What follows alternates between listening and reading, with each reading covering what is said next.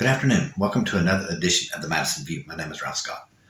I've been, of course, doing what I say, what I'm going to do once a week, and I was noticing that there's supposedly there's this big time organized retail theft in all the Democratic cities. First of all, that's very political.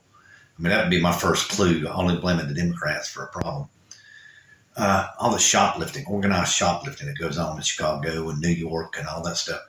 But the way I understand it, it's kind of a problem in San Francisco more than anywhere else. What little bit I've read, I mean, I'm not read into this in no major league detail, but a spokesman for the National Lobby Association for Retailers had to come back and retract his statement because he blamed over half of all shrinkage of retail, which is what they call it, as that being blamed on organized theft.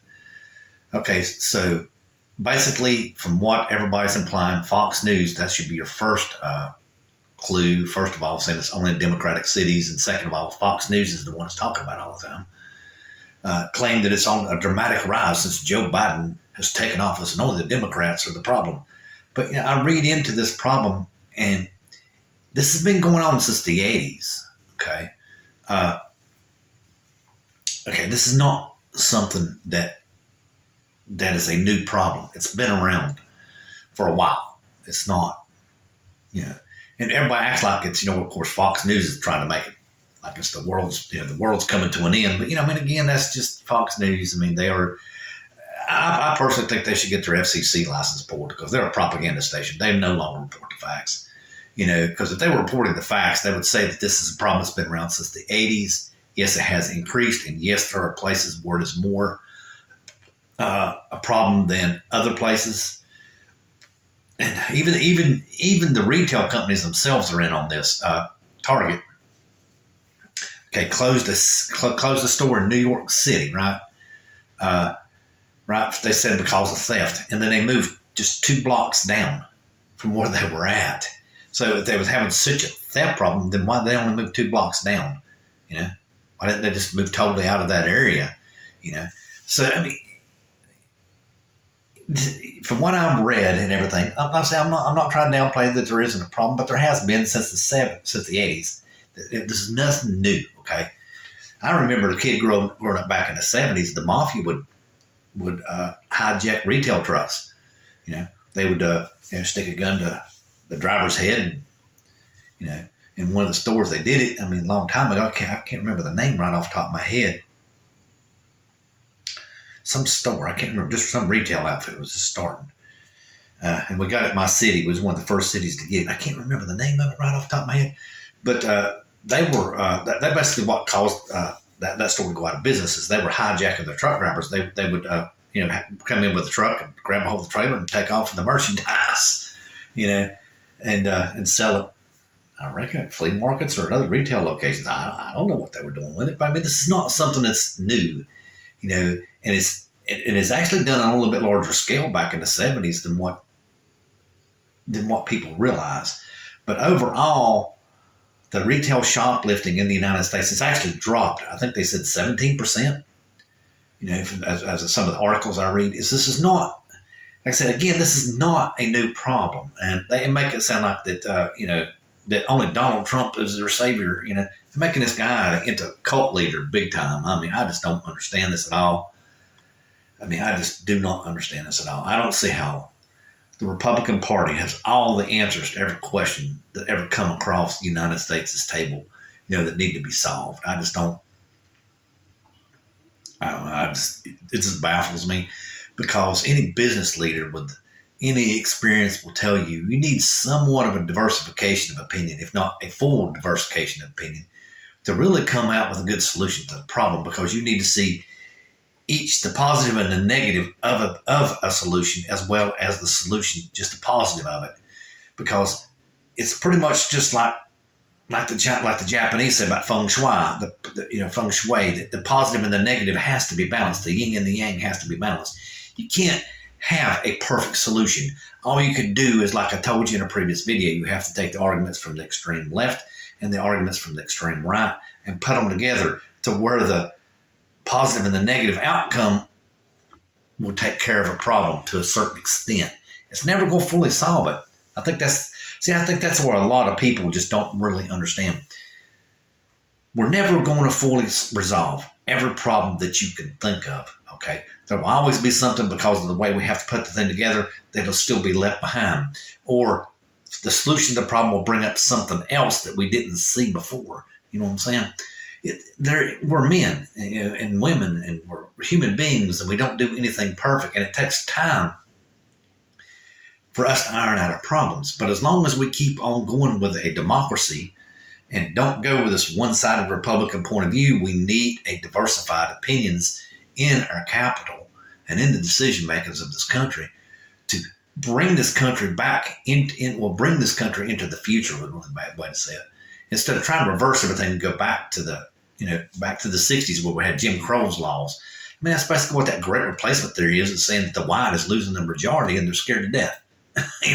So doing everything they can to stop from losing the majority. That's what it comes down to. They could call it whatever fancy word they want to put on it, but they're terrified to death. They're terrified to death of losing the majority. But what they don't realize is the United States hasn't changed a bit. You just think it has. It is the greatest country in the world, and every citizen, their basic duty as a patriot is to keep this country together, because it's awesome. I mean, you can't be a boy from the ghetto or a boy from the backwoods or whatever you want to say and rise to fame. I mean, millions and millions of dollars. I mean, this happens all around the country in different ways. I mean, entrepreneurs, athletes, musicians, whatever, as regularly as it happens in this country. I mean, it just don't happen that way around the world, And it's in everybody's interest. It's in the world's interest to keep this country together, because we are the financial hub of this world. I mean, we are the leader of this world. And it's in everybody's interest to not destroy the country. And what they don't realize is they think that they're the only ones that's got the problem, but it's in everybody's interest to not destroy the country. They're just too narrow-minded and too arrogant to realize that it's not as bad as what you think. It's better for us to stay together than to be apart. And what's that old saying the president said many, many moons ago? United we stand, divided we fall. Who did he get it from? My grandfather. It's right in the Federalist Papers. United we stand, divided we fall. It's just that simple. I mean, that's the why we have the Constitution. That's why where we're at today, is because we've stood united. It's not going to change, y'all. We're going to have elements in this country. Just like, in my opinion, you're one of the elements that's one of the disgraces of the country. I know you consider the Palestinians to be a disgrace in this country. I agree with you to an extent, because that's really, an old thing that happened many, many moons ago that everybody thought would solve the problems of World War II, the Jews being exterminated, would give them back their homeland. And the Palestinians just supported the Nazis, so they lost, and you just need to get over it and do a two-state solution. Let's move on from that part of our history. That part of our history needs to be closed, and we need to move forward.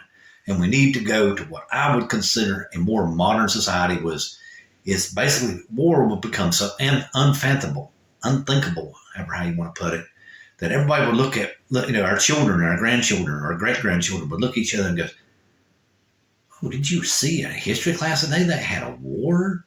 Oh my God. That's what I'm saying. We need to make war obsolete. And we can, as long as we all negotiate treaties and respect our boundaries.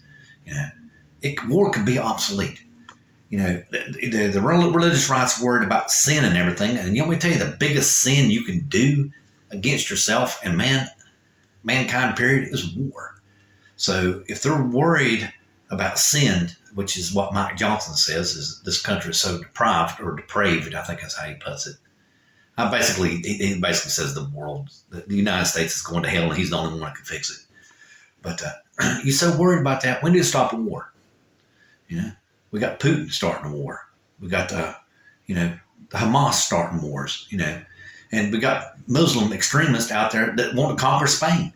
I mean, this is not over with, but if we work together and do this right, we can make war obsolete. And in my opinion, that's the biggest sin that mankind needs to cure. We need to put it to bed, put it to rest, and never have it again.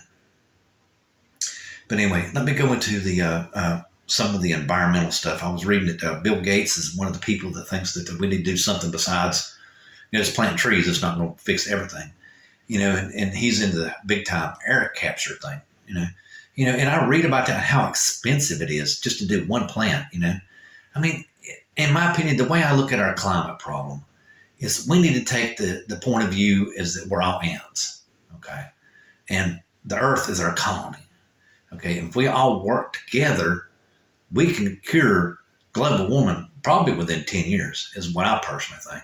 Just like I gave you an example of having, our ships, that commercial ships and cruise ships that go on the ocean, would make them have some kind of device on the side that captures carbon when they're going on, and when they're underway, because you would eliminate some of the process. I would think if the propulsion of the ships drives the water through any kind of filter or system that needs to be driven, you'll take away the need for the electricity. And we just do it in big, on every ship, and do it small enough, like I said, an ant colony, we can make a major league impact. And, and just like with air capture, okay, carbon. Why couldn't we do our heat pumps or our air conditioners where they'll capture like 0.5% of the carbon, of the air that goes through their system every day?